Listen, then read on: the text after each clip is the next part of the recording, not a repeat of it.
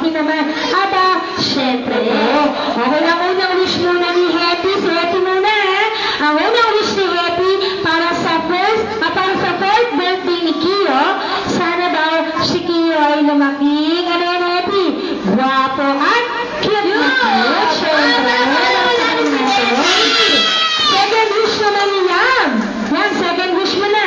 Para kay Kio, sana si Kio ay lumaking, ano yan?